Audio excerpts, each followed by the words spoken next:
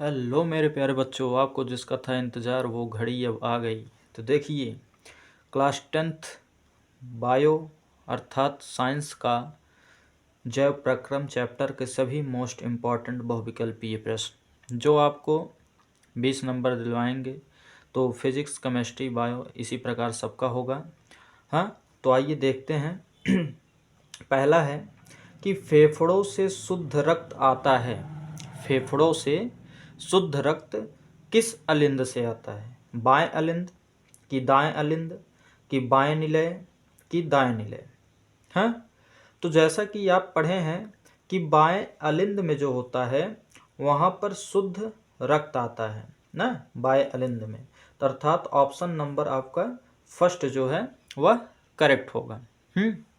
दूसरा आपका है डिक्सन एवं जोली संबंधित है। डिक्सन एवं जोली संबंधित है तो रसारोहण से कि परासरण से कि अवशोषण से कि विसरण से ना। तो आपका संबंधित किससे है? रसारोहण से। इसी प्रकार खनिज लवणों का अवशोषण होता है। खनिज लवणों का अवशोषण होता है तो बताइए किससे होता है खनिज लवणों का?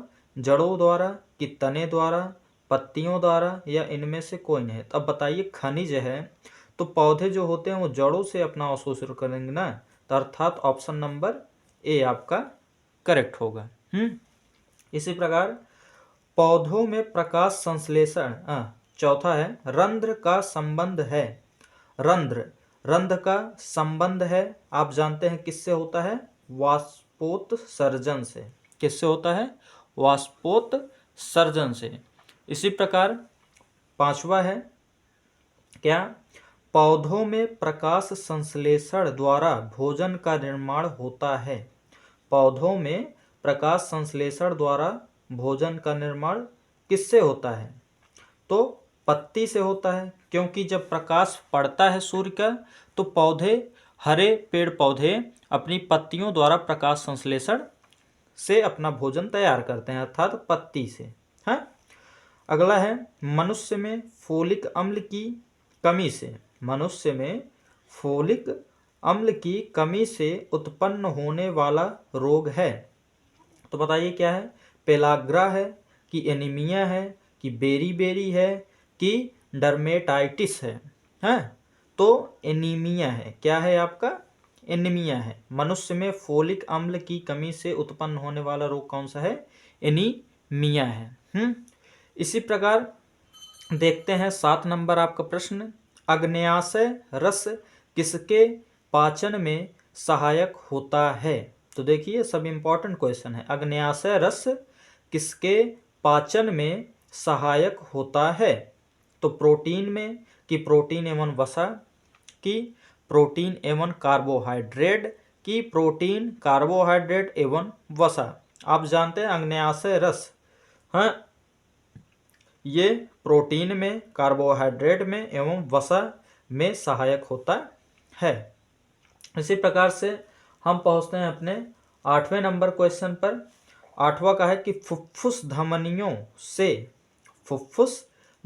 से अशुद्ध रुधिर चला जाता है। फुफ्फुस धमनियों से अशुद्ध रुधिर चला जाता है, या इसी को पूछता है कि दाएं निलय, हाँ, अर्थात फुफ्फुस धमनी को ही हम लोग क्या कहते हैं? दाएं निलय। तो दाएं निलय से अशुद्ध रक्त चला जाता है तो कहाँ? हृदय में कि फेफड़ों में कि शरीर की अग्र एवं पश्च महाधमनी में कि दाएं निलय में?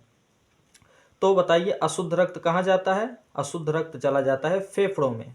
कहाँ जाता है? फेफड़ों में। फुफ्फुस धमनियों से अशुद्ध रुधिर चला जाता है फेफड़ों में।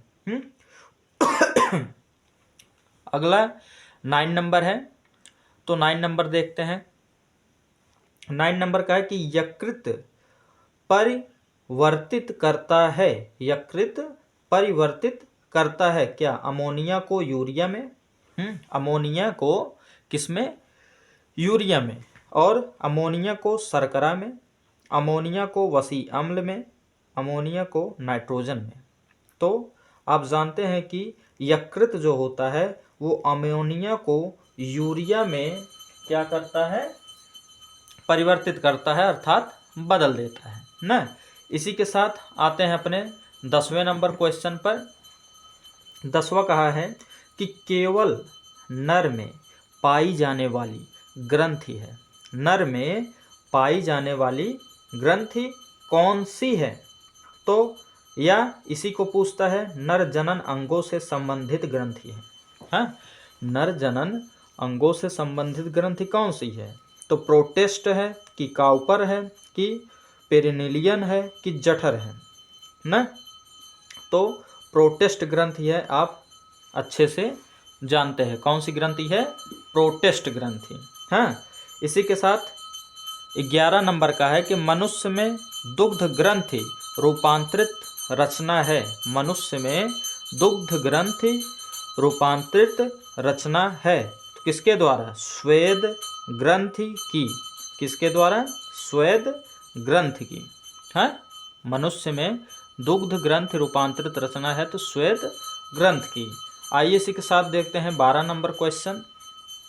हीमोग्लोबिन महत्वपूर्ण भूमिका निभाता है, हीमोग्लोबिन जो होता है वह कौन सी महत्वपूर्ण भूमिका निभाता है।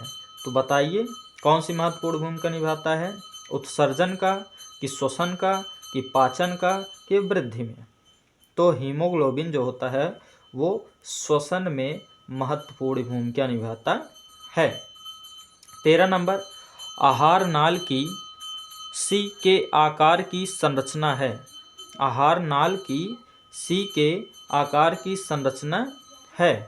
तो 13 नंबर में कौन सा होगा, आमाशय होगा कि ग्रहणी होगा कि श्वासनाल होगा कि कृमि रूप परिशोषिका होगा। तो श्वास नाल होगा, सी के आकार की संरचना किसकी है, श्वास नाल की, ये ऐसे श्वास ना जहाँ से सांस लिया जाता है।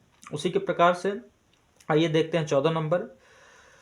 मनुष्य के प्रत्येक जबड़े में चवर्णक दंतों की संख्या, आप जानते हैं अग्र चवर्णक, हाँ, रदनक, कृंतक, दंतक, ये सब होते हैं ना, तो 4 होते हैं। तो ये हो गया आपका, ओहो 4 नहीं 6, कितना होगा 6, हाँ सॉरी। अब इसी के साथ आते हैं 15 पे। 15 नंबर का है कि मनुष्य में प्रमुख उत्सर्जी अंग है, मनुष्य में प्रमुख उत्सर्जी अंग है। उत्सर्जी, उत्सर्जी मतलब कि अपशिष्ट पदार्थों को बाहर निकालना ना, जो खराब पदार्थ होते हैं उसे क्या करता है वह बाहर निकालता है। तो कौन सा है, त्वचा है कि फेफड़ा है कि आहार नाल है कि वृक्क है। तो क्या है, वृक्क है। 15 में वृक्क है, वृक्क जो है उत्सर्जी अंग है। हाँ अगला बोमेन संपुट भाग है, बोमेन संपुट भाग है। तो बोमेन संपुट भाग किसका है, पित्त वाहिनी का कि अग्न्याशय वाहिनी का कि प्रोटेस्ट ग्रंथि का कि वृक्क नलिका का। तो आपका आंसर जो होगा कौन सा होगा, अग्न्याशय वाहिनी का। अग्न्याशय पित्त वाहिनी का, अग्न्याशय वाहिनी का, प्रोटेस्ट ग्रंथि का, अच्छा वृक्क, वृक्क वृक्क नलिका का होगा। हाँ, किसका होगा, वृक्क नलिका का होगा आपका बोमेन संपुट भाग। हम इसी प्रकार 17 पर चलते हैं। 17 नंबर है आपका, आहार नाल के पेशीय संकुचन को कहते हैं, आहार नाल के पेशीय संकुचन को कहते हैं, आहार नाल के पेशीय संकुचन को क्या कहते हैं, क्रमानुकुंचन, पाचन, परिसंचरण या अवशोषण। तो कहते हैं क्या, परिसंचरण। 17 में परिसंचरण। उसके बाद आहार नाल के पेशी संकुचन को कहते हैं, आहार नाल, ओ मिस्टेक, ए है क्रमानुकंचन। क्या कहते हैं, क्रमानुकंचन, कुंचन, क्रमानुकुंचन।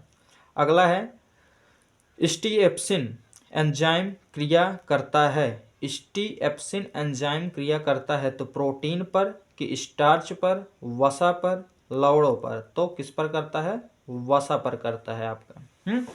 किस पर करता है, वसा पर। 19 में ग्लाइकोलाइसिस के अंत में कितने एटीपी अणुओं का लाभ होता है?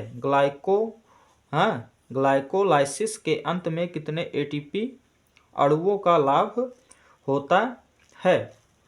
तो 2 अणुओं का लाभ होता है। अगला, शुद्ध रुधिर को शरीर के विभिन्न भागों में ले जाती है। शुद्ध रुधिर को विभिन्न भागों में ले जाती है। शिराएं, महाशिरा की दाया निलय की महाधमनी ले जाती है। महाधमनी ऐसे ऊपर ये जो 3 ऐसा भाग निकला रहता है, ये 3 भाग, तो वही सारे शरीर में फेंकती हैं। अगला, विटामिन सी का अच्छा स्रोत है। विटामिन सी का अच्छा स्रोत कौन सा होगा? संतरा, खट्टा फल। कौन सा होता है? खट्टा फल। तो ग्लाइकोलिसिस की प्रक्रिया संपन्न होती है। ग्लाइकोलिसिस की प्रक्रिया संपन्न होती है कहाँ? कोशिका द्रव्य में। कहाँ होती है? कोशिका द्रव्य में। तो इसी के साथ हम अगले 10-15 क्वेश्चन और बचे हैं, हम मिलेंगे अगले वीडियो में। और ज़्यादा से ज़्यादा इसे लाइक कीजिएगा, शेयर कीजिए, सब्सक्राइब कीजिएगा चैनल को। Thank you.